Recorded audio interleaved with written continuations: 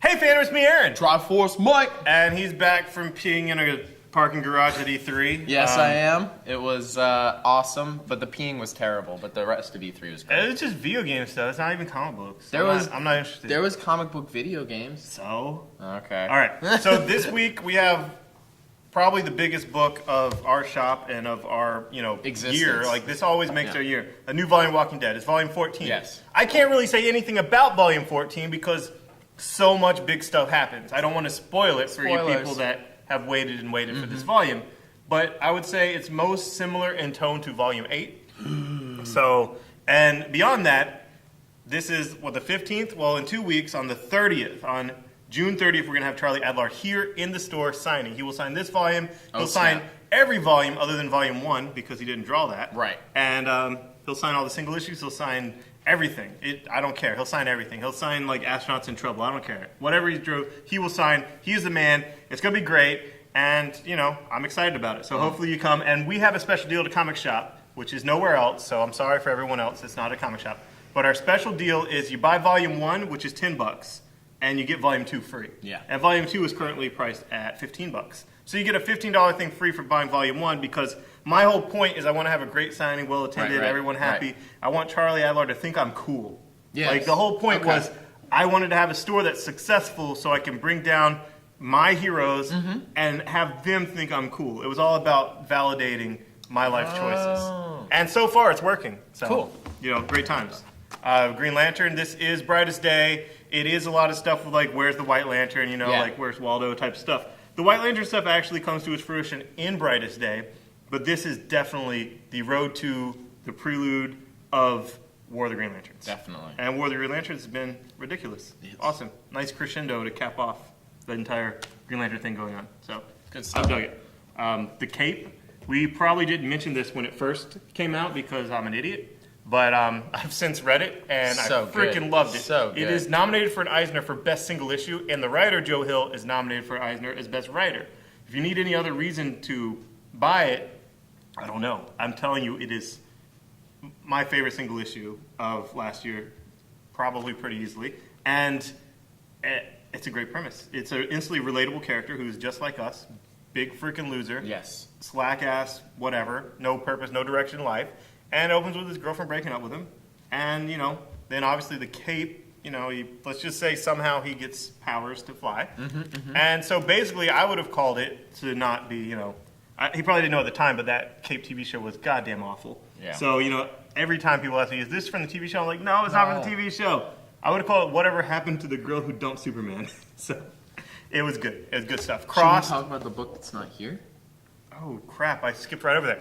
Uncanny X-Force is out today. It's Deathlock Nation. It's great. I loved it. Jason Aaron kind of cleaned off Deathlock a little, kind of like hit the ball up with the volleyball reference, and Rick Remender spiked it down. I mean, Deathlock is cool now. He's Weapon Infinity, and there's all these like Terminator-like Deathlocks of versions of heroes coming back in time to kill off the heroes and kill off whatever. And it was just so freaking great, but Diamond assured me every single copy I ordered of that hardcover.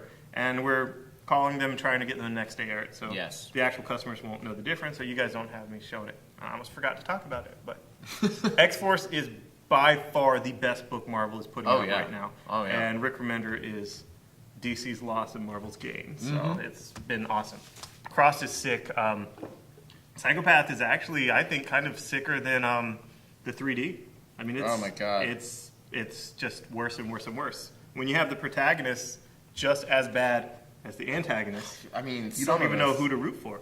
This is like this line here. Oh, God damn it. Okay. All right. The Avengers Fear Itself, Red Hulk. I hated Red Hulk. I've always hated Red Hulk. I've always hated the stupid mustache, mustache man, all that stuff. But anyway, and I also hated that I figured out who Red Hulk is from issue 1, and then it took him to like issue 24 to tell me. And anyway, I actually like him now with Bendis and on the Avengers. He's kind of like Guy Gardner. It's great. I'm enjoying him.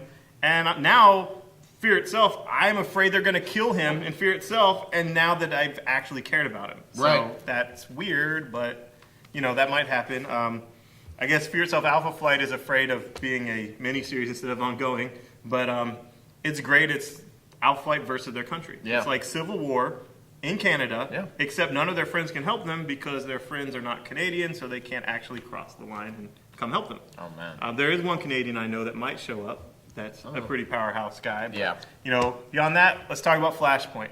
I am all about Flashpoint. This has been just total fun flights of fancy with just ridiculously dark premises that just screwed up everything. Reverse Flash screwed up everything, and I'm loving it. And Wonder Woman is by far the best, most intriguing thing. The Wonder Woman, Aquaman, Atlantis, Amazon thing where they've ruined Europe and they were going to be married at some point, and then her mother was killed, blah, blah, blah. Obviously that happened on the wedding day for, you know, the most, you know, craziness for the inciting incident. But what this is kind of the backstory of the wedding and sets up all of, you know, what happened with this first issue. It was great. Legion of Doom is jaw-dropping. Now, what I was wondering is if Cyborg's so great, if he's the greatest American hero, you know, like, who could it be, you know? But he's the greatest American hero. He doesn't even have a one-shot in this whole thing, you know? You're not doing a good job of convincing me that. But he's going to be the antagonist in Legion of Doom. He's probably running his own thing there, but the bad guys are taking over everything. And the last page of this is such a great cliffhanger, such a great entrance, such a great, like, phenomenally jaw-busting out of its sockets, and just, I loved it. I loved it. It's written by one of Jeff Johns' super friends, so you don't really need to know his name. He's one of Jeff Johns' friends, and that's all you need to know. It's so cool. Deadman and the Flying Graysons answers the question if they were all acrobats, and their origin was somehow both being shot in midair doing a flip. How come they were never, like, meeting and friends and all that? You know, I don't get it. Like, I don't understand. So this is like saying, yo, we're going to do a story where they were all together. And that makes sense. Cool. And, you know, obviously they're circus people. So it makes more sense for them to be gypsy-like and in Europe with the other traveling gypsy circuses.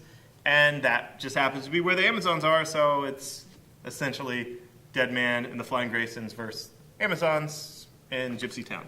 And I don't know why they didn't call it that. It's good, you know. And, you know, like, his name's still Dick Grayson, so I just want him, if we're going to have him in the circus, I want him to see, like, him do, like, some new signature move, like Helicopter Dick or something, you know. That'd be cool. But God of War is a one-shot, so it doesn't get any buttons. The other one's got these beautiful little snazzy buttons. The D's kind of stupid looking, but Legion of Doom's great, Wonder Woman's great. But God of War is a one-shot. He's taken over all of Africa, the continent of the apes, and it's so hyper-violent. It's ridiculous, and I liked it. I thought it was good. And it's just one issue. It's just fun. You either get it or don't, but I thought it was awesome. And in addition to those buttons that you get with the issues, we also have these 3 Green Lantern buttons that DC is sending all their most favorite retailers. Beware My Power, which goes with Green Lantern. And Join the Corps for Green Lantern Corps. And Emerald Warriors for Emerald Warrior. None of those books came out this week. None of them are coming out next week. But if you just come to a comic shop, we'll give them to you for free. Imagine most comic book stores will be giving out for free. I don't know. Imagine. And that's about it. Walking Dead, man. Walking Dead. And Flashpoint. And I can't wait for Swamp Thing and Justice League Dark and Animal Man. Yay! All right, bye-bye. Why didn't you say you can't wait for Teen Titans, dude? You haven't been shutting up about how awesome you think I don't want Teen Titans. It looks bad.